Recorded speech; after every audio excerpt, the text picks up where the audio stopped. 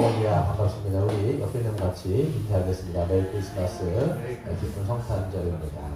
오늘도 우리 하나님께서 이 땅 가운데 보내신 예수 그리스도의 그 나신 날을 또 축하하며 또 기억하며 또 하나님께서 우리에게 주신 말씀 또 함께 은혜를 받는 시간 되었으면 좋겠습니다. 네, 오늘 이제 성탄절인데요. 참 코로나19로 인해서 참 사회가 많이 얼어붙었습니다. 우리 집사님도 기도해 주신 것처럼 사회, 어떤 정치, 경제 아주 꽁꽁 얼어붙어가지고 어제도 이제 교회에서 집으로 갈 때 보니까 사람이 없어요. 사람이 굉장히 없어갖고 야 이게 참 적막하구나. 성탄절 이브 예전과 같이 사람들이 많고 물론 이제 세상 사람들은 뭐 기쁨으로 즐거워하는 어떤 그런 시간들이었지만 또 교회도 또 예전에 보면 또 성탄을 기뻐하면서 준비하면서 그렇게 화목하게 보냈던 어떤 그런 추억들이 이제 어떻게 보면 추억이 되는 그런 시간들이 되어진 것 같습니다. 참으로 우리는요, 이 코로나19 때문에 뭐 코로나19가 아니라도 불확실한 시대에 살아가고 있는 것은 사실입니다. 참 불확실하기 때문에 우리의 마음에 뭐가 생기냐면 불안한 마음이 생기는 거예요. 확실하지 않은 거죠. 그러니까 다 불안해합니다. 경제, 사회, 정치 다 불안해하는 것이죠. 그런데 놀랍게도 역사 가운데서 안전했던 시간은 거의 없었습니다. 그리고 예수님이 2000년 전에 태어나셨던 그 시대에도 마찬가지로 굉장히 불안전한 시대고 불안한 시대였습니다. 정치, 사회, 경제, 또 영적으로도 굉장히 혼란스러웠던 사회가 바로 예수님이 태어났던 2000년대 팔레스틴 그 땅이었습니다. 그래서 그 지역에 사는 그 당시 팔레스틴에 사는 유대인들을 보게 되어지면 오랜 시간 동안 이제 로마의 압제를 받았기 때문에 그 마음에 아주 그 메시아에 대한 간절한 소망, 왜냐하면 이제 그 자유가 없고 이방의 나라가 와가지고 자기들을 이제 억압하고 있기 때문에 그런 불만들이 이제 사회 곳곳에서 사실 터졌던 그런 이제 불안했던 시대였던 것이죠. 그래서 참 보게 되어지면 오늘날과 비슷하다. 그때나 지금이나 불확실하고 불안한 시대는 비슷하구나. 그렇기 때문에 오늘은 이제 그 당시 지금과 비슷한 그 당시 상황을 통해서 오늘을 21세기를 살아가는 우리 이 신자들에게 주시는 하나님의 말씀을 또 함께 교훈 삼아 보는 시간을 갖도록 하겠습니다. 예수님이 태어나실 당시를 이제 마태복음 1장과 2장에서 이제 소개하고 있는데요. 마태복음 1장 같은 경우에는 이제 약속대로 예수님이 나셨다 이 얘기를 하고 있습니다. 그리고 2장에서 보시면 예수님이 구약의 약속대로 베들레헴이라고 하는 곳에서 태어나셨다 이 얘기를 이제 하고 있는 내용입니다. 근데 예수님이 태어났을 때 굉장히 어떤 평화스러운 상황이 아니라 아주 격변이 있는 상황이라고 아까 말씀드렸고요. 그리고 예수님을 해치려고 하는 세력이 이제 있었다라는 아주 뭐라고 할까요? 영화로 말하면 좀 클라이막스 같은 그런 이제 모습들이 마태복음에 잘 기록이 되어 있습니다. 예수님 태어났을 당시가 마태복음 2장에 굉장히 자세하게 나와 있습니다. 그래서 보시면 2장 1절에 보시면 헤롯 왕 때에 예수님이 태어나셨다 이렇게 되어 있는데 헤롯 왕이 여기서 이 헤롯 왕은 헤롯 대제라고 우리에게 알려져 있습니다. 헤롯 대왕이라고 알려져 있고요. 이 헤롯 대왕은 누구냐면 로마 제국의 임명을 받아가지고 이스라엘, 이 팔레스타인 지역을 다스리도록 임명받은 분봉왕이에요. 이게 첫 왕입니다. 근데 이 사람은요, 혈통이 겉으로는 유대인이지만 내면적으로는 실제적으로 유대인이 아니에요. 이 사람이 에서 아시죠? 야곱하고 에서가 있습니다. 에서의 후손인 에돔 족속이 있어요. 에돔 족속의 그 자손인 이둠의 출신인 거예요. 이둠의 족속이라고 하는 그 혈통을, 그러니까 유대 계통이 전혀 아닌 거예요. 그래서 이둠의 인으로서 첫 번째 이스라엘의 이방왕인 거죠. 그래서 나중에 보시면 이 헤롯 대제에서 아들들이 나와요. 헤롯 대제, 그 다음에 아켈라오라는 왕이 나오고요. 그 다음에 보시면 헤롯 안디바, 그 다음에 헤롯 빌립 2세 이렇게 해갖고 3명의 아들들이 있습니다. 그래서 이 아켈라오 왕이 어떤 사람이냐면 무식한데 잔인해요. 잔인한데 무식해요. 그래서 이게 로마에서 잘라버리고 나중에 보낸 사람이 우리가 알고 있는 본디오 빌라도라는 거죠. 그래서 나중에 분봉왕이라고 되어 있는데 이 분봉왕이 뭐냐면 로마에서 이제 보냈는데 이스라엘 전체 지역을 4분의 1씩 띄어서 다스리는 왕들을 이야기할 때 분봉왕이다 이렇게 우리가 알고 있으면 되겠습니다. 그래서 말씀드린 것처럼 헤롯 대왕은요 혈통성이 정통 혈통이 아닌 거예요. 유대인들은 어떤 사람들이냐면 혈통에 굉장히 관심이 있는 사람들이죠. 그러니까 왕이긴 왕인데 유대인이 아니니까 뭐 말을 듣겠습니까? 그러니까 이제 헤롯 대제는 어떤 마음이 있냐면 민심을 잡아야 되잖아요. 뭐 왕이건 대통령이건 정치인들은 뭘 해야 되냐면 민심을 잡아가지고 자기의 권력을 유지하는 게 목적이에요. 그러니까 이 사람도 혈통성이 정통이 아니기 때문에 민심을 잡으려고 다른 방식을 씁니다. 그게 뭐였냐면 성전을 재건하는 거였어요. 이스라엘 백성들은 이제 솔로몬 성전이 있었고요. 그게 파괴됐죠. 그 다음에 수룹바벨 성전이 있었는데 그게 굉장히 조그맣습니다. 솔로몬 성전에 비해서 너무나 작고 보잘것없는 그런 성전입니다. 그러니까 이 사람이 이거를 정치적으로 이용하는 게 뭐냐면 성전을 아주 크게 재건합니다. 확장공사, 리모델링 정도가 아니라 아주 확장공사를 해갖고 엄청나게 크게 만드는 그런 공사를 하죠. 이게 이제 예수님이 요한복음 2장에 보면 어떤 말을 하냐면 어떤 말씀 하시냐면 너희들이 지었던 이 성전을 허물어라. 내가 3일 만에 세우겠다. 딱 이런 얘기를 했더니 이 바리새인들이 뭐라고 얘기냐면 우리가 40년 넘게 만들었던 이 성전을 네가 어떻게 3일 만에 세우냐. 그 성전이 바로 이 헤롯 대제가 자기의 정치력을 확보하기 위해서 세웠던 그 성전인 것이죠. 그러니까 이 성전은 나중에 이 사람이 죽은 후에도 완성이 안 돼요. 그 정도로 어마어마하게 지었던 성전입니다. 그렇기 때문에 이 사람이 이 목적이 뭐냐면 권력력이 대단한 인물입니다. 무자비하기도 했고 그 다음에 정치적 계략이 굉장히 빨랐고 그 다음에 자기의 권력, 자기의 보좌, 권좌가 흔들리는 위태로운 상황들이 있으면 그런 모든 상황들을 제거하는 인물이에요. 얼마나 무자비했냐면 자기의 와이프를 죽입니다. 어떤 정치적인 의심이 딱 생기니까 죽여버려요. 그리고 자기의 장모도 죽입니다. 그리고 자기의 친자식 3명의 아들까지 다 칼로 죽여버려요. 이런 정도로 무자비했던 사람이 바로 이 헤롯 대제라고 얘기하는데 예수님이 이런 상황에서 태어나신 거예요.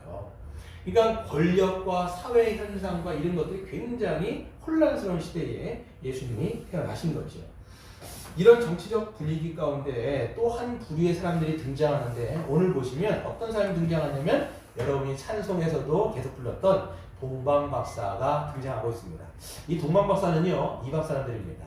동방은 정확히 어딘지는 몰라요. 그러니까 예루살렘부터 동방이기 때문에 이게 여러 가지 추정이 있는데 바벨론이라고 추정하는 신학자들이 굉장히 많습니다. 그래서 이 바벨론이라고 하는 그러니까 몇 킬로가 아니라 거의 몇백 킬로 이상 떨어져 있는 지역입니다. 이 사람들이 거기에서 지금 온 거예요. 근데 바벨론에서 박사들이라고 되어 있는데 여러분 이 박사가요 뭐 흰 가운을 입고 과학자들이 아니라 그런 박사들이 아니라 그 점성술가들이에요. 천체를 보면서 천체의 변화와 이런 것들을 관측해서 하늘의 계시를 읽어내는 사람들이 바로 이 동방박사들. 그러니까 바벨론에서 그 점성술가로 있는 사람들이죠. 근데 이 사람들이요 그냥 이방 사람들이 아니라 바벨론에는 그 당시에 디아스포라 유대인들이 많이 살았어요. 그러니까 흩어져 있는 유대인들이 많았단 말이에요. 그러니까 그런 사람들로부터 그런 유대인들로부터 유대교의 사상들을 분명히 접했을 가능성이 굉장히 큽니다. 이 사람들이 그냥 온 게 아니에요. 구약의 어떤 사상들, 구약의 예언들을 읽었기 때문에 그 당시에 천문학적으로 이 별들의 움직임을 따라서 몇백 킬로 혹은 1000킬로 이상 되어지는 그 먼 순례의 여정을 따라온 거예요. 놀라운 일입니다. 그러니까 하늘의 징조를 읽고 그 사람들이 그것을 계속적으로 온 것이 바로 이 동방박사라고 얘기할 수 있는 것이죠. 그래서 이 사람들이 지금 물어서 어디까지 왔냐면 헤롯 대왕이 살고 있는 그 궁궐까지 와가지고 묻습니다. 뭐라고 묻냐면 2절에 유대인의 왕으로 나신 이가 어디 계십니까?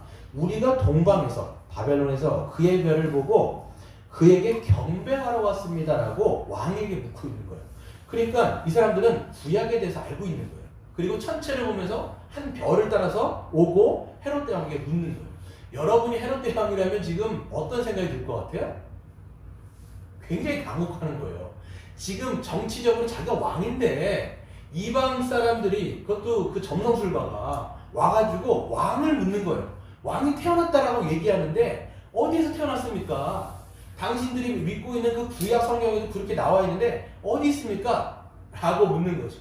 헤롯 대왕은요 당황했을 뿐만 아니라 자기의 권좌가 지금 흔들리고 있다는 걸 딱 직감하는 거예요. 이 사람은 직감하면 즉시 뭘 하고 있는 뭐냐면 늘 계략을 해서 죽여요. 일단 없애는 거예요.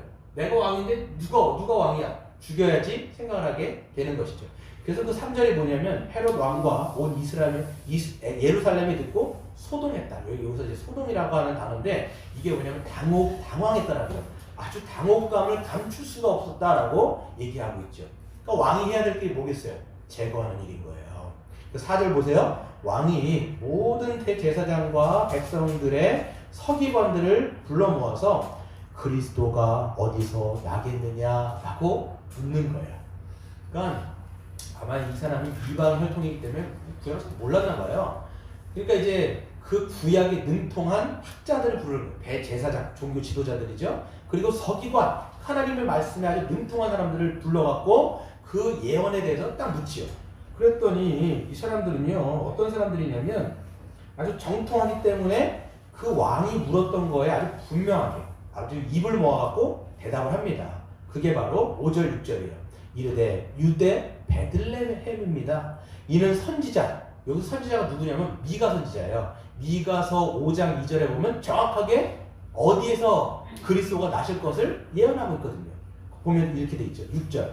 또 유대 땅 베들레헴아 너는 유대 고을 중에서 가장 작지 아니하는도다. 너에게서 한 다스리는 자가 나와서 내 백성 이스라엘의 목자가 될 것이다 라고 아주 분명하게 예언을 했고, 그러니까 당연히 구약에 능통했던 그 제사장과 서기관들은 왕에게 입을 모아서 딱 얘기를 하는 것이죠. 그러니까 어떻겠습니까? 알았어. 베들레헴에서 태어난다고 죽여야 되겠네 라고 마음을 먹었는데 그 동방박사들에게는 거짓말을 하는 거예요. 뭐라고 묻냐면 야 너희들이 언제 별을 봤냐? 별을 본 시간이 언제냐? 정확히 언제냐? 이거를 여기서 보면 물어봤다라고 되어 있는데 은밀히 캐물었다는 거예요. 꼬치 캐가지고 언제 그 별이 움직였으며 그들은 언제부터 이것을 따라왔는지를 묻고, 왜 심중에 어떤 마음 품겠어요? 그때 태어난 베들레헴 애들을 죽여야 되겠다는 생각을 하는 거예요. 씨를 말려야 되겠다는 생각을 하는 거예요. 근데 이게 나중에요. 이게 이 동방목사들이 이 왕의 말을 듣지 않습니다. 그리고 자기네 고국으로 돌아가요. 나중에 자기의 계획이 숲으로 돌아가서 알고요. 어떻게 하냐면 그때 태어난 2살배기 애들을 싹 다 죽여버립니다. 예. 그럴 정도로 잔인하고 폭압적인 그런 이제 왕이 바로 이 사람이었던 것이지요. 우리는 이제 이 본문에서 세 부류의 사람을 이제 영화로 말하면요, 세 종류의 캐릭터를 우리는 여기서 만날 수가 있습니다. 첫 번째는 누구냐면 그리스도에 대한 진리의 목마름을 가지고 별을 따라서 먼 태국 땅까지 온 이방 동방 박사들입니다. 구약에 대해서 알고 있었고 하지만 별을 따라서 고국을 등지고 떠나온 사람들이 이 사람들이죠. 두 번째는 어떤 사람이냐면 권력에 눈이 멀어서 자기의 자리를 위협하는 그런 장애물들이 생기면 죽여야 직성이 풀리는 그런 권력에 눈먼 사람, 헤롯 대왕이 등장합니다. 또 세 번째는 누구냐면 구약 성경에는 능통하지만 정치와 권력에 유착하여 자신들의 종교적인 권력을 추구하는 대제사장들과 서기관들, 즉 지금의 종교 지도자들이 등장하고 있습니다. 여기는 저는 이거를 본문을 읽으면서 어떤 생각이 들었냐면 한 가지가 어떤 생각이냐면 왜 하나님께서는 다른 사람도 아니라 정말 먼 유대 땅하고는 정말 상관도 없는 바벨론에 살고 있는, 동방에 살고 있는 그런 이방의 점성술가에게 하늘의 징조를 보여주셨냐는 거예요. 그렇게 구약에서 예언했던 그 메시아, 그 그리스도, 그 메시아가 태어나는 것을 왜 이방인인 그런 점성술가에게 보여주셨냐라는 거죠. 제가 생각할 때는 가장 그 구약 성경에 능통했던 종교 지도자들에게 알려주셨으면 얼마나 어떻게 보면 이것들이 잘 진행될 수 있었을까. 왜냐하면 이 사람 분명히 알고 있었으니까 그런 사람들에게 하늘의 징조를 보여주면 얼마나 인도를 잘 받을 수가 있을까라는 그런 생각이 들어요. 근데 오히려 그런 동방에 살아가는 사람들에게 왜 보여줬을까라는 생각이 듭니다. 여기서 우리는 한 가지씩 생각을 해보게 되어지면 헤롯 왕은요 오로지 권력 확장에만 관심이 혈안되어 있는 그런 사람입니다. 그렇기 때문에 하나님의 뜻과 계획 같은 것은 전혀 관심이 없는 그런 사람이죠. 오로지 자기의 자리를 보존하고 확장하는 것에 인생을 건 그런 인물입니다. 그렇기 때문에 그것에 있어서 위협을 느낄 때는 제거해야 되는 그런 인물. 그렇기 때문에 이런 자들에게는 자연스럽게 하나님의 뜻이라든지 하나님의 계획이라든지 이런 것이 눈에 가려지는 것이죠. 그러니까 권력에 눈이 멀었기 때문에 아무리 하나님이 만약에 헤롯 왕에게 보여주신다 하셨더라도 그는 볼 수 없는 거죠. 보지만 보지 못하는 맹인일 수밖에 없는 것이 바로 헤롯 대왕인 거예요. 또 종교 지도자들도 마찬가지입니다. 구약의 말씀을 잘 알고 있었지만 그것에 대한 믿음과 소망이 전혀 없는 인물들이에요. 보면 그러니까 구약의 말씀을 문자적으로 죽은 문자를 붙들고 있는 사람들, 그렇기 때문에 권력에 빌붙어서 자신들의 종교적인 어떤 권력을 지향하는 그런 인물들인 것이죠. 지금 우리 기독교 사회에서도 보면 이런 뭐 총회장하고 뭐 이게 총회장이 나쁜 게 아니라 거기서 보면 그런 권력을 쥐기 위해서 돈을 뿌리고 부정선거하고 사실 지금이나 그때나 종교라고 하는 이름 아래서 오히려 더 부패하게 되어지고 세상도 권력을 지향하는데 종교 안에서도 권력을 지향하는 기독교도 그렇고 불교도 마찬가지거든요. 지금 보면 그런 어떤 종교 지도자들의 면모들을 볼 수가 있어요. 그러니까 보면 이 사람들은 정확히 만나본 적은 없지만 그냥 말씀을 통해서 그 종교 지도자들이 어땠는가 보면 세상에 달고 달아서 형식은 그럴듯하지만 속은 썩어져 있는 그런 종교 지도자들이었다라고 생각이 되는 것이죠. 그러니까 종교적인 권력에 눈이 먼 사람들이 바로 이런 사람들이었다는 거죠. 그래서 하나님이 아무리 그들에게 보여주셨다 할지라도 그들도 마찬가지로 눈이 어두워서 보지 못하고 인도함을 분명히 받지 못했을 거라고 생각이 드는 것입니다. 여러분 우리도 마찬가지지요. 교회라고 하는 울타리에 우리가 발을 들여놓고 신앙생활을 하지만 하나님의 뜻과 인도하심에 그 눈이 멀 수가 있습니다. 즉 눈이 감겨져 있는 거예요. 다른 것에 눈을 뜨고 있기 때문에 한쪽으로는 감겨져 있는 거예요. 여러분 이거 기억하셔야 돼요. 우리가 한쪽을 뜨고 있으면 한쪽은 반드시 감겨져 있게 돼 있어요. 그래서 우리가 어디에 눈을 뜨고 있느냐에 따라서 하나님의 인도하심을 받을 수도 있고 하나님의 인도하심을 받을 수가 없을 수도 있어요. 하나님은 우리를 인도하시는 것이 분명한데 우리가 못 받는다니까요. 이걸 여러분 우리가 기억해야 됩니다. 왜 그렇습니까? 오늘 이 헤롯의 모습처럼 우리도 권력은 아니지만 여러분 누가 우리 지금 여러분 이 시대에 나 대통령이 되겠습니다. 정치인이 되겠습니다. 요즘에는요 애들도 대통령 되기 싫어해요. 왜냐면 보면 고생한다는 거, 직살나게 고생한다는 걸 아니까 요즘 애들이요 대통령 되겠습니다. 정치인 이런 말 잘 안 합니다. 차라리 유튜버 될게요. 연예인 되겠어요. 이런 얘기는 해도 정치인들은 말 안 해요. 그러니까 요즘에 누가 권력 지향적이고 우리 그런 얘기 안 하잖아요. 여러분 가운데 여러분 지금 정치에 나가가지고 발들여서 누가 있겠습니까? 여기 아무도 없단 말이에요. 우리가 그것을 좀 적용해 보면 어떤 게 있냐면 우리의 자리예요. 제가 생각할 때는 이 헤롯 대왕을 통해서 우리에게 읽어내야 되는 건 뭐냐면 우리의 안전, 우리의 안위, 우리의 어떤 안정 이것만을 우리가 생각한다고 치면 그쪽만을 우리가 우리의 삶의 목적으로 삼아버리면 하나님의 뜻을 못 받아요. 하나님의 인도는 계속 우리를 이제 그리스도의 십자가의 영광된 길로 계속 인도하는데 하나님에게는요 꽃길만은 아니에요. 때로는 손해봐야 되고 때로는 우리를 내려놓아야 되고 자기를 포기해야 되고 그리스도가 이 땅 가운데 아기 예수로 오셨던 그 길 그리고 그 아기 예수께서 십자가로 가셨던 그 길로 우리를 계속 베드로전서 2장에 보면 우리를 이렇게 부르시거든요. 그렇게 인도하신단 말이에요. 근데 우리가 우리 안정만을 생각하면요 그런 길이 안 보이는 거예요. 왜? 그쪽만 보니까 이쪽이 안 보인다는 거예요. 여러분 창세기 13장을 보면요 그런 내용이 분명히 나옵니다. 여러분 거기 누가 나와요? 아브라함과 조카 롯이 나오죠. 거기서 보면 이제 애굽 땅에서 나와서 가나안 땅에 이제 들어왔어요. 근데 둘이가 너무 하나님 큰 축복을 주셔가지고 아브라함도 가축이 너무 나왔고 그 다음에 조카도 가축대가 너무 많은 거예요. 그러니까 둘이 이제 가축을 키우는데 목자들이 서로 키웁니다. 땅이 너무 좁은 거예요. 물이 너무 부족한 거예요. 그 가축들을 다 먹이려면 얼마나 큰 목초지가 필요하겠습니까? 너무 부족해요. 그러니까 목자들끼리 서로 싸운다는 거예요. 막 싸우는 게 둘이 마음이 안 좋은 거예요. 아브라함이요, 조카 롯을 부릅니다. 조카야, 롯아, 여기 와봐. 야, 우리가 한 가족인데 저렇게 이 서로 목자들끼리 싸우는 게 너무 보기 안 좋다. 우리가 이쯤 되면 좀 갈라서는 것이 하나님의 뜻인 것 같다 하고 이야기합니다. 그래서 뭐 아브라함이 뭐라고 얘기하냐면 너 우해라. 그럼 나 좌할게. 네가 좌하면 나 우할게. 너랑 같이는 내가 있진 않겠다 라고 얘기를 합니다. 그럴 때 조카 롯에게 먼저 선택권을 줘요. 너가 가고 싶은 땅 가. 이렇게 얘기하는 거예요. 근데 그때 뭐라고 써있냐면 조카 롯이 눈을 들어 보고 이렇게 돼 있어요. 눈을 들어 봤는데 뭘 보게 되냐면 당연히 자기가 갔을 때 풍요로운 땅을 갈 수밖에 없는 거예요.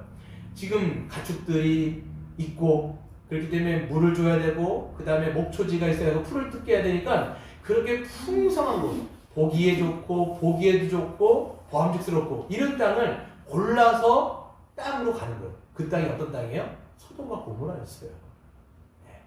나중에 곧 있으면 심판당할 그 소돔과 고모라를 선택해 가는데 성경 기자는요 조카 그 롯의 선택이 굉장히 부정적으로 묘사하고 있습니다.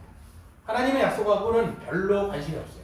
근데 아브라함은 어떻게 하냐면 하나님의 약속을 믿고 오히려 어떻게 보면 인간적으로 봤을 때는 별로인 땅, 그 가나안 땅에 머물러서 하나님의 약속을 믿음으로 붙잡고 있는 아브라함의 선택을 우리는 볼 수가 있는 것입니다. 여러분 우리도 마찬가지예요. 하나님은 계속 인도하시죠. 계속 인도하세요. 하지만 우리가 눈이 감겨졌을 때는 이런 롯과 같은 선택을 자꾸만 하는 거예요. 하나님 이렇게 인도하시는데 그렇게 하면 손해보잖아요. 그렇게 하면 이득이 안 되잖아요. 거기 어떻게 가겠어요? 거기는 별로 안 좋은 것 같은데.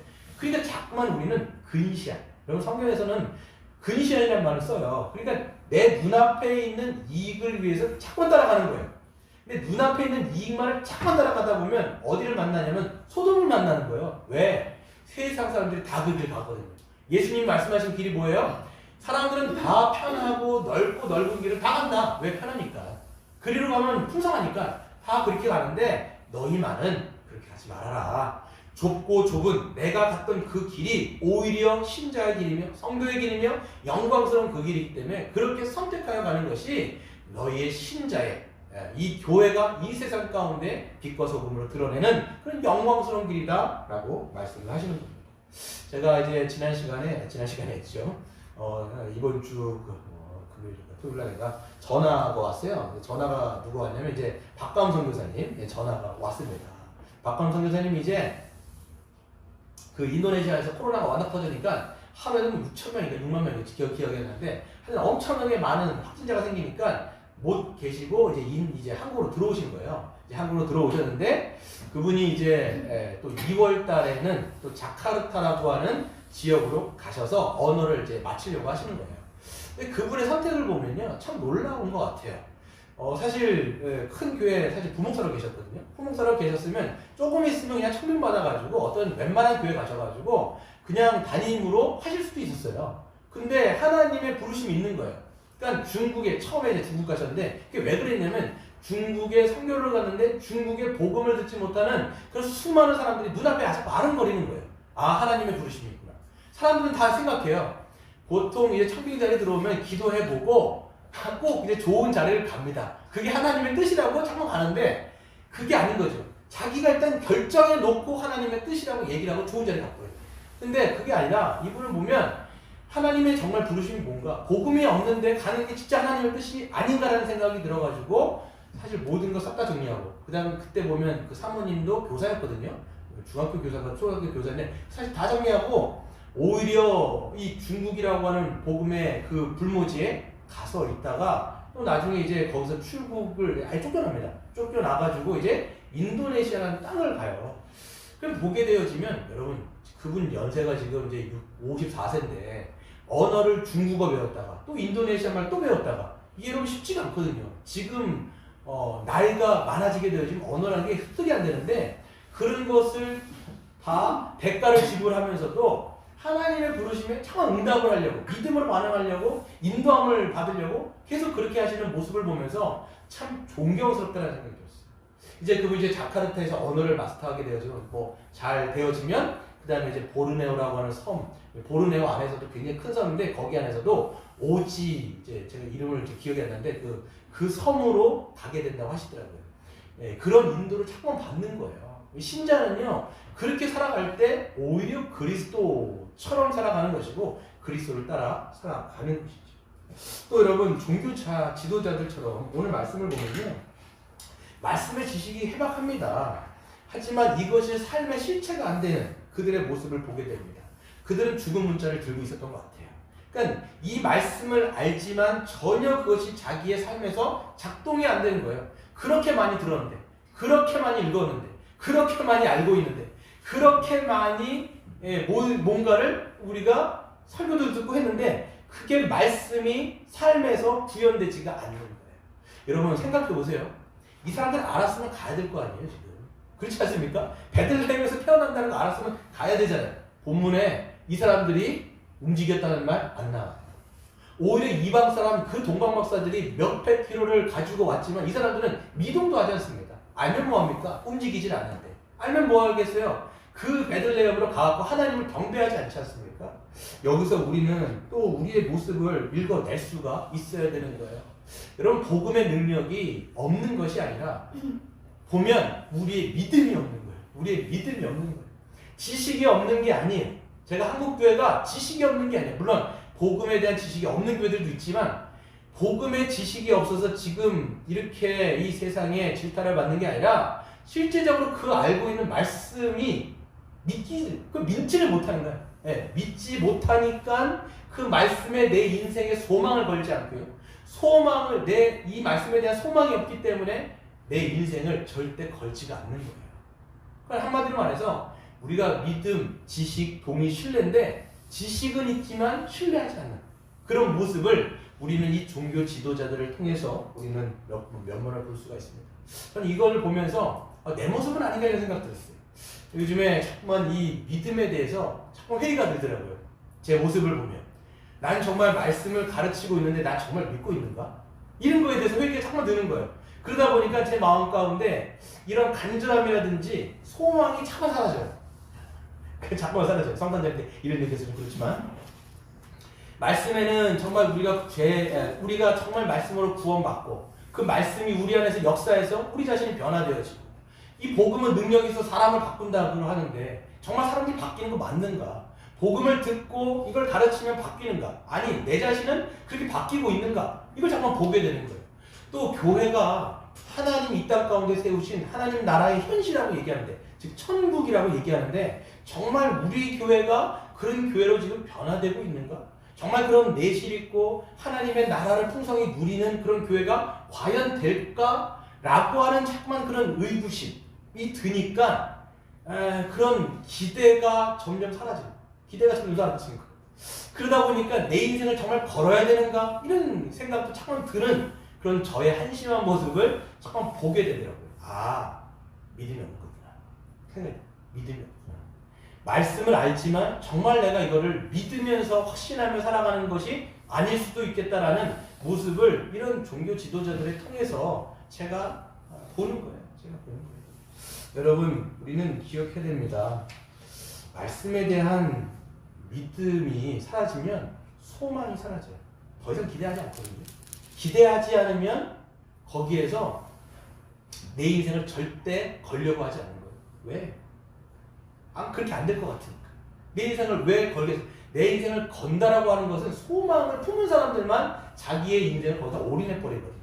근데 그렇게 되지 않을 건데 거기다 인생을 걸면 어떻게 되겠어요? 내 인생 아깝다라는 생각이 들기 때문에 자꾸만 말씀이 인도하는 그런 길이 아니라 자꾸만 다른 길을 우리는 다른 길을 따라서 걸어갈 수밖에 없는 것이지. 우리의 생각을 한번 생각해 보는 것이죠. 여기서 마지막 사람들이 있는데요. 이방 사람인 동방 박사들은 달랐습니다. 네. 그들은요, 말씀에 대한 지식도 있었던 것 같아요. 네. 아까 말씀드린 것처럼 구약에 대한 그 예언의 말씀을 알고 있었어요.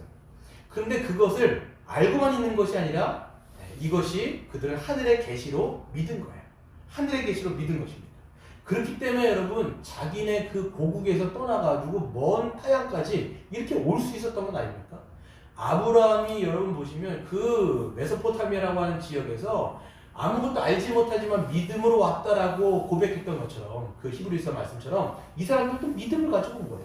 실질적으로 믿었기 때문에 그 길을 갔다라고 우리가 생각할 수 있습니다. 여러분 이 사람들은요 진리에 대한 갈급함을 가지고 있었기 때문에 실제로 이제 별의 인도를 따라서 머나먼 타국 땅까지 순례의 여정을 걸어간 것입니다. 여러분 동방 박사들은요 헤롯 왕을 떠나서 계속해서 이제 별의 인도를 받습니다. 이 사람들이 이제 그 헤롯하고 헤어진 다음에 별을 따라서 계속 가죠. 보세요. 9절 박사들이 왕의 말을 듣고 갈새 동방에서 보던 그 별이 문득 계속 따라간 거예요. 지금까지 계속 따라간 거예요. 문득 멈춰섭니다. 문득 앞에 인도하여 가다가 아기에 있는 곳에 머물러 서 있는지라.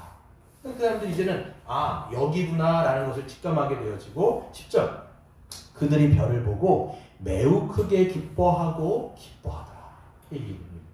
그러니까 이 사람들은 지금 자기들이 그렇게 찾았던 메시아, 그렇게 찾았던 그 진리에 대한 갈급함이 여기가 맞구나 찾은 것을 보고 그 사람들은 기뻐했습니다. 천국은 마치 밭에 감추인 보화 같이 그것을 발견한 사람은 기뻐 뛰며 그 마음을 감출 수가 없는 거예요. 이 사람들은 가슴이 두근두근하는 거예요. 가슴이 그냥 두근두근해가지고 가슴이 정말 터질 것 같은 그런 기쁨을 느끼는 것이죠. 여기서 보면요 기뻐했다는 말이 너무 반복돼요. 보고 매우 크게 기뻐하고 또 기뻐하는 거예요. 그냥 가슴이 뛰는 거죠. 그 사람은 어떻게 합니까? 이제는 그 집안에 들어가는데 이제 그 마음의 그 기쁨을 진정시키고 이제 집으로 들어가게 되죠. 11절에 보면 집에 들어가 아기와 그의 어머니 마리아가 함께 있는 것을 보고 엎드려 아기께 경배하고 보배합을 열어 황금과 유향과 모략을 예물로 드리더라. 아멘. 그 사람들은 딱 가보니까 보이는 게 있는 거예요. 한 아기가 있는 거죠. 그가 그리스도라는 것. 그가 자기들이 그렇게 목말랐던 그 진리이신 예수 그리스도라는 것을 알게 되었고 그 앞에 어떻게 합니까? 엎드려 경배하고 그리고 자기들이 그 고향에서부터 가지고 왔던 그 예물 모향과 황금과 유향 이게 보면요 왕에게 주어도 손색이 없는 그럴 정도의 예물이에요. 그러니까 물론 여러분 예수 그리스도 만왕의 왕이신 예수 그리스도 앞에는 정말 하잘것없는 그런 여러분 그런 예물이지만 이 사람들에게는 정말 예의를 다 갖춘 거예요. 정말 왕이신 그 하나님 앞에 그 사람들이 정말 자기의 모든 것을 사실 드렸다고 해도 우리는 과언이 아니라고 생각이 듭니다. 저는 이것을 보면서 여러분 성령의 인도를 누가 받는가? 누가 그 하늘의 이 지식과 계시를 따라서 믿음으로 살아갈 수 있는가? 라고 보게 되어지면 하나님의 말씀에 지식이 있는 사람이 아니에요. 지식이 있을 뿐만 아니라 그 지식을 정말 믿는 사람. 정말 내 삶 가운데 그게 진리라는 걸 알기 때문에 자기의 인생을 걸어 하나님 앞에 내 전부를 드리려고 결심하고 각오하며 주를 따라가려고 하는 자들이 이 세상 가운데 성령의 인도함을 받는 게 분명합니다. 여러분 하나님은요 우리가 믿을 때 성령을 우리에게 선물로 주신다는 것을 우리가 지식으로 배웠어요. 근데 여러분 이게 지식이 아니라 성령님은요 우리 안에서 역사하셔서 빌립보서 말씀해 보시면 하나님께서 우리 안에 소원을 두시고 하나님의 뜻 가운데 우리를 주권적으로 역사하세요. 주권적으로 이끄신단 말이에요. 근데 누가 그 이끄심의 인도를 받냐면 정말 그 말씀을 믿는 사람이에요. 내 인생 가운데 내 인생의 모든 기준으로 삼고 내 인생의 어떤 목적으로 삼는 그 사람이 실질적으로 이 동방박사처럼 인도를 받게 되는 것이죠. 여러분 그 인도함 받는 길은요 아까도 말씀드린 것처럼 꽃길만은 아닙니다. 때로는 손해보는 길일 수도 있고요. 때로는 내가 대가를 지불해야 되는 길일 수 있고요. 때로는 뭔가를 포기해야 되는 길일 수도 있고요. 어떨 때는 내가 뭔가를 이제 근시한 적이 아니라 정말 멀리 내다보면서 하나님 나라의 어떤 그 소망을 품은 자로서 우리가 이 땅 가운데 이제 십자가를 지고 살아가는 그 길이 대부분이라고 이해하게 되어지는데 근데 여러분 놀라운 게 뭐냐면 외형적으로 봤을 때는 정말 저는 이런 길로 가는 게 맞나 싶지만 그 길을 갔을 때 우리가 누리게 되는 게 뭐냐면 기쁨이에요. 놀랍죠? 동방목사들이 그 머나먼 길을 와갖고 누린 게 뭐냐면 기쁨인 거예요. 아, 나의 존재, 내 변화된 존재에 합당한 삶으로 자꾸만 인도함 받기 때문에 때로는 불편할 수 있어요. 편안함을 내려놓을 수 있어요. 근데 그 편안함은 없지만 평안함을 누릴 수 있어요. 여러분, 편안한 거와 평안은 너무 다릅니다. 오히려 여러분, 제가 한 글에서 봤는데 우리의 몸이 편해지면 편해질수록 화려해질수록 화려하면 화려해질수록 우리의 영은 금방 부패한다고 되어 있습니다. 저는 그 말이 너무 맞는 것 같아요. 편안함을 자꾸만 이 시대가 추구하기 때문에 오히려 영혼은 썩어지는 거예요. 오히려 평안함은 잃어버리는 거예요. 오히려 십자가의 길을 걸어갈 때 우린 거기서 기쁨을 누리게 되어지고 몸은 때로는 불편할 수 있지만 거기서 진정한 하늘의 평안을 누리게 되어지는 것이죠. 그런 길을 걸어가라고 주님께서 우리에게 이 성탄절 때 우리에게 말씀하시는 것이지. 말씀을 맺도록 하겠습니다. 말씀을 맺는데요. 영화를 하나 소개를 시켜드리고 소개는 아니고요. 네, 그 봤던 거를 제가 보면서 좀 느꼈던 건데 구르는 수레바퀴라는 이제 영화가 있습니다. 기독교 영화가 아니고요. 불교 영화예요. 보시면 불교 영화인데 불교도 기독교와 마찬가지로 많이 좀 부패했던 것 같아요. 그러다 보니까 자성의 목소리로 조계종에서 만든 영화 같더라고요. 근데 보면 불교의 민낯을 영화가 다 드러냅니다. 민낯을 드러내면서 자신들이 어디로 가야 되는지 성찰, 자성의 목소리를 낸 영화가 바로 이 구르는 수레바퀴라는 영화예요. 거기서 보면 이제 스님들이 한 네 명의 스님이 나옵니다. 4명의 스님이 나오는데 하나같이 진짜 중은 없어요. 다 땡중이에요. 다 이제 온전한 스님들이 없고 다 정말 세속에 닳고 달아갔고 그런 인물들이 나오는데 하나마다 캐릭터가 다 달라요. 거기서 보면 이제 혜진이라고 하는 큰 이제 절의 주지가 나옵니다. 우리로 말하면 큰 교회 담임 목사님인 거예요. 거기에 나오는데 이제 이분이 이제 조계종 안에서 뭐 조계종인지 모르겠어요. 그 불교계 안에서 한 자리를 하려고 이제 우리로 말하면 총회장 하려고 돈을 막 뿌린 거예요. 돈을 막 뿌렸는데 이게 들통이 좀 나가지고 감사가 떴어요. 그래갖고 이것을 어떻게든지 입막음을 하려고 그냥 막 이제 권력을 이동하는 정치력을 막 쓰는 그런 인물이 바로 이제 혜진이라고 하는 스님입니다. 또 두 번째 스님이 누구냐면 이제 해견이라고 하는 이제 중이 나오는데 이제 이 사람은 어떤 사람이냐면 그 보살들 우리로 말하면 성도들이죠. 거기서 보살이라고 얘기하는데 보살들을 다 이제 말을 해가 구슬려 가지고 돈을 뜯어내요. 그리고 때로는 여자 보살들을 어떻게 보면 이제 자기의 어떤 첩과 같이 막 이런 관계도 맺으면서 아주 달고 다른 땡중이에요. 그래서 이 사람이 여자 보살한테 뭘 얘기하냐면 나 성지순례 갈 테니까 돈 좀 줘 이렇게 얘기하는 거예요. 알고 보니까 이 사람이 성지순례가 아니라 그 필리핀에 골프 치러 가는 그런 사람이 이 사람이죠. 알고 보니까 그 사람들도 성지순례라고 얘기하더라고요. 우리도 성지순례라고 얘기하는데 그런 사람이 이제 해견이라는 사람인데 또 세 번째 사람은 누구냐면 이제 이 해용이라고 하는 사람이 나오는데 말빨이 장난이 아닌 거예요. 목사로 말하면 이 언변이 탁월한 사람이에요. 그러니까 말을 얼마나 잘하는지 설교로 말하면 내러티브 이야기식 설교를 너무 잘해가지고 이 사람들을 아우르는 거예요. 근데 이 사람이 뭐를 하냐면 그 종교적인 사업을 많이 일으킵니다. 그래서 뭐 장례식 같은 거 또 이제 뭡니까 이 그 벽골당 사업 같은 거를 막 해갖고 종교 사업을 막 하면서 이 보살들의 그 돈을 막 이용해서 자기의 배를 그 채우는. 그러니까 이 사람이 하는 게 뭐냐면 절들을 사요. 시세 쌍값에 나온 절들을 막 사가지고 거기에 갔다가 또 다른 사람에게 팔았다가 또 다른 절에 들어갔다가 뭐 이런 수완이 굉장히 좋은 이 땡 중에 하나가 바로 이제 해용이라는 사람이고 마지막 이제 해민이 아니라 이제 해승이죠. 해승. 그 해승이라는 사람이 지금 말하는 해민하고 굉장히 닮았습니다. 이 사람은 서울대 나왔어요. 그리고 하버드까지 나왔습니다. 머리가 좋고 그 다음에 얼굴도 잘생겼습니다. 굉장히 보면 거기서 보면 이제 연예인처럼 생겼습니다. 게다가 글까지 했어요. 그래서 글을 쓰면 쓸수록 가가지고 이제 출판업계에다가 인쇄를 해가지고 책을 막 쓰는 거예요. 그러니까 인쇄가 굉장히 많이 나오는 거죠. 근데 이 사람은 뭐를 쫓냐면 부처님의 말씀을 쫓는 것이 아니라 사람들의 인기를 쫓아요. 사람들의 인기, 그 다음에 자기의 명예 이런 것을 쫓아갖고 살아가는 거죠. 보게 되어지면 이 사람이 나중에 막 뭔가를 해요. 그 비트코인을 해가지고 쫄딱 망합니다. 그래가지고 다른 게 돈이 필요해가지고 지금 막 이렇게 구하고 다니는 모습이 이제 보이는 것이죠. 그러니까 아주 그냥 세속적인 중들의 모습이 나오는데 이 4명의 중이 한꺼번에 모이는 날이 있어요. 딱 모이는 거예요. 모여가지고 이제 자기의 진짜 스승인 큰 스님인 이제 도법이라고 하는 스님을 이제 만나러 가는 장면이 나오는 거예요. 근데 이제 이 4명이 만나러 가는 목적은 한 가지예요. 이 이제 도법이라고 하는 스님이 어떤 사람이냐면 불교계에서는 정신적 지주, 뭐 성철이라든지 법정이라는 그런 스님하고 비슷한 그런 정신적 지주인 거예요. 이 사람들이 그 스님을 만나러 가는 목적이 뭐냐면 자기의 입지를 다지기 위한.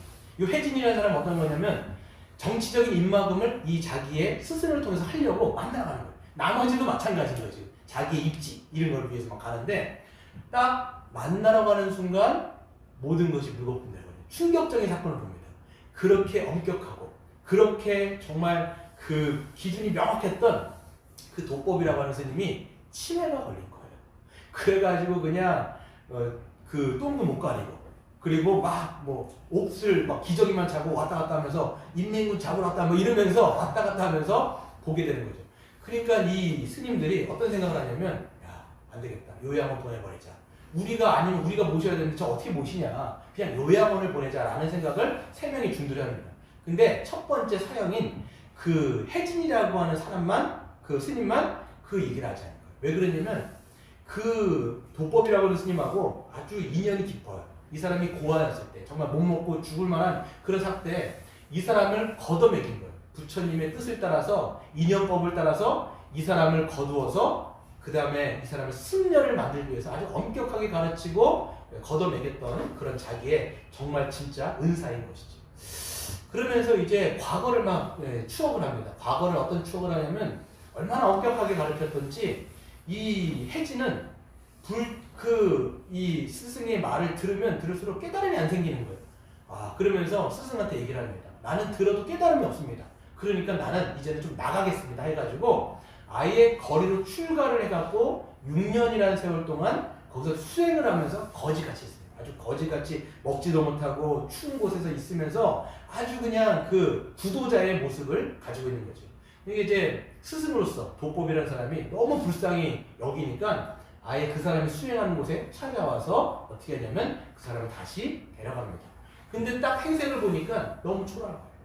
그 진리를 위해서 그렇게 자기의 모든 것을 불살라서 하지만 그 진리를 못 찾는 그런 그 제자가 너무 마음이 안타까운 거예요. 그래서 그 제자가 입고 있던 다 떨어진 그 승려복을 벗겨버리고 거기다 새 승려복을 입히는 거죠. 그런 다음에 세월이 지나갔는데 그 혜진이라는 사람이 세상 가운데 세속적인 그 스님이 돼버린 거예요. 그리고 나중에 만났는데 그 도법이라는 스님이 이제 치매 걸려서 얼마 있지 않으면 죽게 되어지는데 마지막 장면이 아주 여운을 남깁니다. 도법이라는 사람이 이제는 잠자면서 수행을 하면서 죽어요.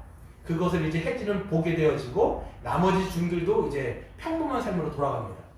이 스승이 죽었기 때문에 이 혜진이라는 사람도요 문제가 해결됩니다. 너무 큰 스님이 돌아가셨기 때문에 그런 감사를 더 이상 하지 않겠다라고 혜진에게 이야기를 합니다. 자기에게 문제가 풀린 거죠. 그리고 나머지 3명의 중들도 항상 이제 일상으로 돌아가가지고 또 얘기하는 거예요. 자기 입지에 대해서 생각을 하면서 그냥 또 세속적으로 살아가는 모습. 그런데 한 사람이 거기서 바뀌어요. 바로 누구냐면 혜진이라는 사람이 바뀝니다. 그래서 마지막 장면이 뭐냐면 자기가 예전에 부도자로 있었을 때 6년 동안 그렇게 진리를 찾아서 헤맸던 그 다 떨어진 옷을 누가 갖고 있었냐면 지금까지 도법이라고 하는 자기 스승이 거의 간직하고 있었던 거예요. 그것을 장롱에서 꺼내서 입고 그리고 그 스승과 함께 이야기했던 그 바위에서 그 속세로 다시 떠나는 모습으로 영화가 끝나는 거예요. 그래서 이 영화를 보면서 제가 느꼈던 게 뭐냐면 그렇겠다. 어떻게 보면 불교나 기독교계나 어떻게 보면 비슷하구나. 둘 다 어떻게 보면 껍데기는 불교, 거기서도 뭐 승복도 있고 목탁도 치고 예불도 드리지만 거기서 부처의 정신으로 살아가는 사람은 아무도 없어요. 스님도 그 보살들도 아무도 부처의 정신으로 살아가는 사람 아무도 없어요. 이걸 보면서 우리는 기독교는 어떤가라는 생각을 드는 거예요. 예배도 드리고 또 십자가도 걸려 있고 우리가 이제 뭐 설교도 하고 또 여러분이 이제 그리스도라고 하는 그리스도인이라고 하는 성도로서 우리가 살아가지만 실질적으로 문의는 우리가 그리스도인이지만 정말 예수 그리스도의 정신으로 살아가는 사람은 몇이나 될까라는 생각을 하게 되는 것이죠. 여러분 우리가 해야 될 것은 뭐냐면 우리 오늘 동방 박사가 이야기했던 것처럼 그 진리의 말씀을 정말 믿고 예수의 정신으로 이 땅 가운데 살아가는 것이 어떻게 보면 교회가 다시 말씀으로 우리가 일어서고 또 하나님께서 우리에게 정말 보여주시는 진리의 길이라고 생각되어집니다. 성탄절 이 날을 기념하여서 예수 그리스도의 십자가의 길이 무엇인지를 생각해보고 따라가는 저와 여러분 되시기를 주의 이름으로 축원드립니다.